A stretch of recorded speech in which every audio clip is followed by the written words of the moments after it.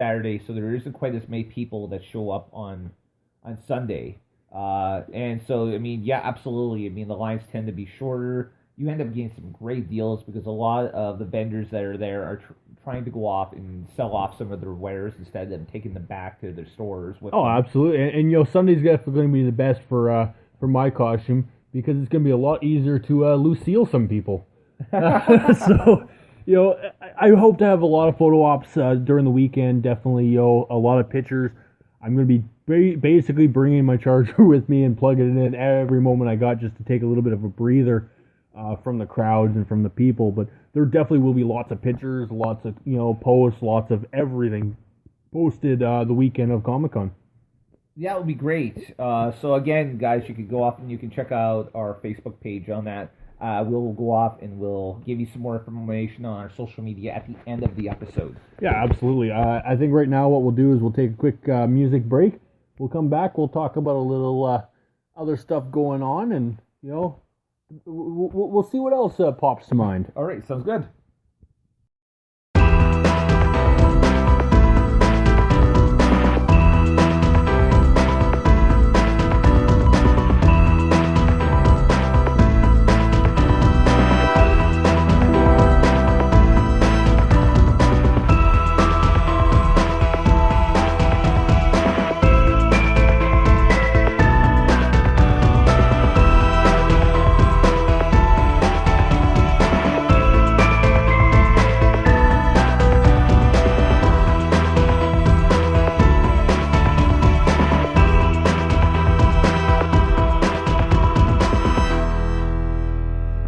Hey guys, welcome back to the Captain Fizz and Mask Guys show. So, we definitely plugged our whole C4 event, in the first half of the show. And, that's not enough to talk about, what's going to go on that weekend. Absolutely not. But you know what, guys? We're going to move on a little. We're definitely going to move on. And I guess, I mean, I was on Facebook last night, and this really kind of popped up to me. Just bear with me because I'm trying to catch up on some of the social media stuff. I usually do this at the very beginning of the show while we're doing our introductions.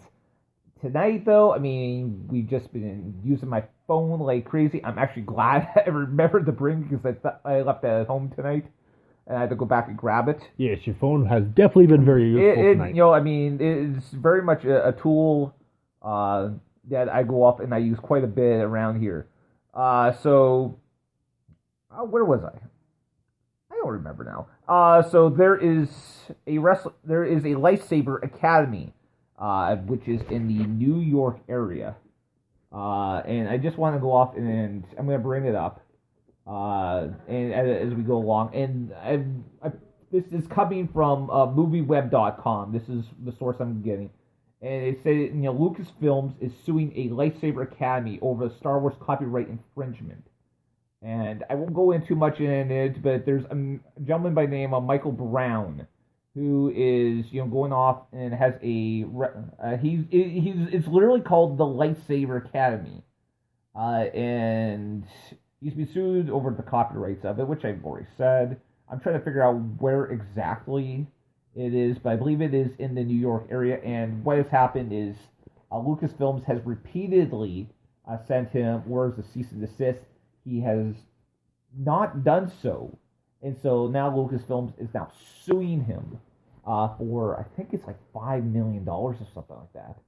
And I mean, what's funny is because Mr. Brown is trying to go off and trying to copyright the name Lightsaber Academy.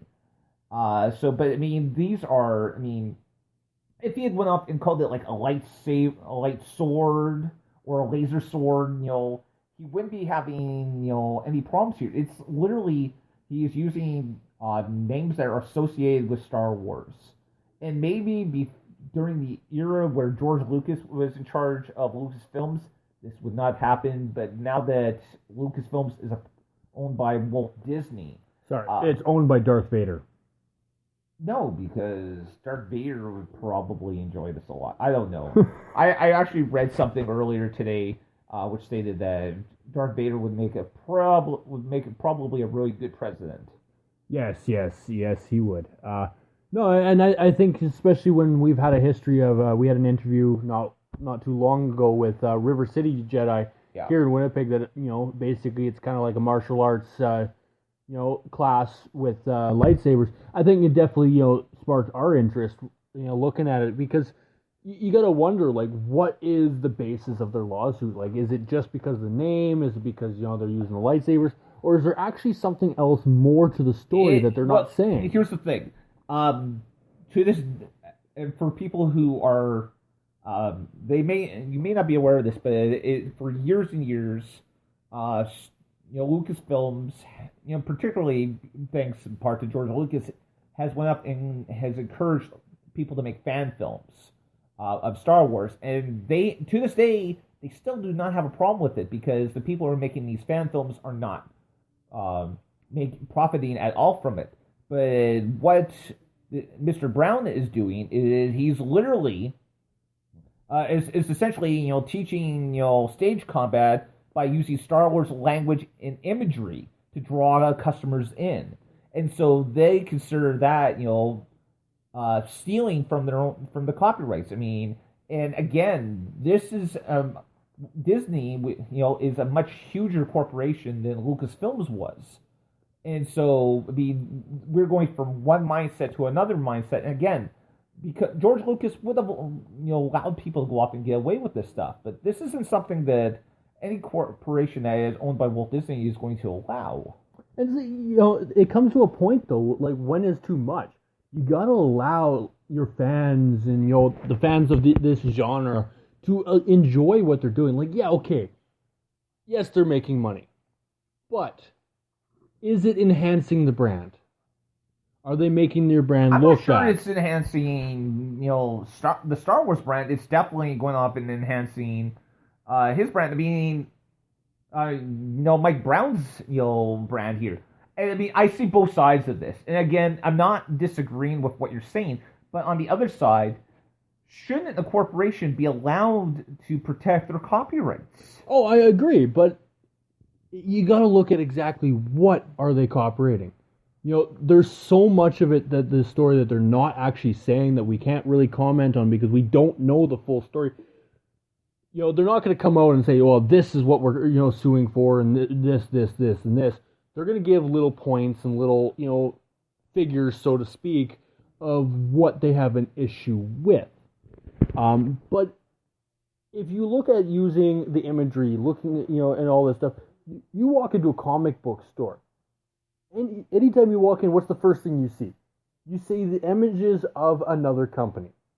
Well, absolutely, but what you're seeing is you're seeing comics, in particular, you're seeing Star Wars merchandise. You're not going to go off and, no comic book store in their right mind is going to go off and showcase the old hawked up, merchandise that people were making for Star Wars before George Lucas thought, hey, this is a good idea. But see, my point is, they're selling the stuff, they're in advertising. Yeah, exactly. And they're selling the stuff. they are profiting off it as well. Yes, so but it's the same general thing in a different form. Not really, because they would, in turn, would have had to go off and to buy that merchandise so that they could turn around and sell it for a profit. Therefore, they are profit from it, but the company that they buy from got profit, and the people that they Star Wars and Disney and Lucasfilms, they prospered from that. Okay, in this case, Mike Brown is not going off, and he's not compensating Disney, Lucasfilms, or anything Star Wars in regards to being able to go off and to be using a copyright that does not belong to him. Fair enough, but also if you look at it, this opens doors for Lucasfilms, aka Disney, to sue the ones that go out there and they draw pictures of Star Wars related, images, and they sell that. There's so many gray lines. They should be allowed to go off and to do this. Now, I'm no lawyer, but I can tell you this. If someone was going off and was using some property that belongs to me and going off and turn around and say, well, by doing this, all I'm doing is just expanding your brand, I would be calling bullshit on that. See, I'm not generally saying that, but at the same point, they're selling it not as it is, but as the effort and time that they put into it. That is what they are profiting off of. So there is gray lines on all of this of what is right, what is wrong. I'm not saying either party is right or either party is wrong, but there are definitely some parts to it that make sense. And there is, but again, I think part of the problem that here is, I was reading a lot of the Facebook comments, and a lot of them were absolutely negative against Disney. I'm wondering, if Lucasfilms had come out and done this when George Lucas was in charge, would we be seeing this much backlash as we are? Because Disney is off. I remember when I first heard that Walt Disney had bought, all the Lucasfilms and all rights to the Star Wars, Indiana Jones franchises. I actually commented on Twitter and went off and stated that it felt like the rebels had surrendered to the Empire, and that's kind of but at the same time here. Now that this has been done, for all of the fans to be going, boo, they shouldn't be allowed to do this, boo. Okay, Star Wars is not public domain, and it's not going to be public domain, pardon me, for about another 50 years. True, so, true. In 50 years, you look at it, Superman and Batman, and a lot of the superheroes we see in comics, these guys are going to be... eventually, in the near future, you might be able to see Superman in Marvel Comics, because eventually these characters are going to become public domain. This is why, public domain, this is why Walt Disney could go off and could put on a Wizard of Oz movie without having to worry about getting copyrighted about the movie that came out in 1923. This is why we see thousands of different versions of different about like Snow White and the Seven Dwarfs and all these stories. Right now, Star Wars is not public domain. It is currently owned. And until that, it becomes public domain, things like this, can arguably said to be, going against against copyrights. Okay. No, and I'm not disagreeing with you, nor am I agreeing with you. Again, and I'm coming out with the argument here that, for why this would be, I don't necessarily completely agree with this. Like you said, we went off and we recently, within, I think about 6 months ago, we went off and interviewed a representative from River City Jedi. And, and this is something that, it was a heck of an interview. As a Star Wars fan, I absolutely love the idea. And I certainly hope that these guys never go off and get any backlash from Lucasfilms, because I think it's a marvelous thing. I'm just stating that there is reason and there's precedent here as to why we could say Lucasfilms has got the rights to go off and say no, this is not right. So. No, I do completely agree. I do have a few other Star Wars facts that I just want to throw out that I was actually reading up on today. They're releasing the Blu-ray version of The Force Awakens for Star Wars coming out soon. And on there is a very interesting little deleted scene. Back in Star Wars A New Hope, they hinted at the fact that when a Wookiee loses at one of that little chess battle or so, that he would rip the arms off. Mm-hmm. Well, they pretty much hinted that in this deleted scene, you actually will witness Chewbacca in that scene.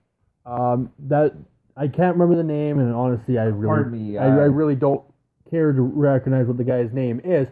But the guy who's pretty much hassling Rey, doing the rations. He's kind of the guy who's in charge. Yeah, I know who you're talking about. Well, he tracks them down after she steals the Millennium Falcon, but Chewbacca is there, and some scuffle, breaks out. Ankar Plutt. And Chewbacca ends up going completely Chewbacca on him. So going back to the old joke about you never always let the Wookiee win because they have a tendency to rip your arms off. Yeah. Yes, and and it's nice the fact that so many years later we actually will finally witness such an event. Now, it makes me really want to go out and buy the Blu-ray version just to be able to to see this thing, and I think that's awesome. And the other thing I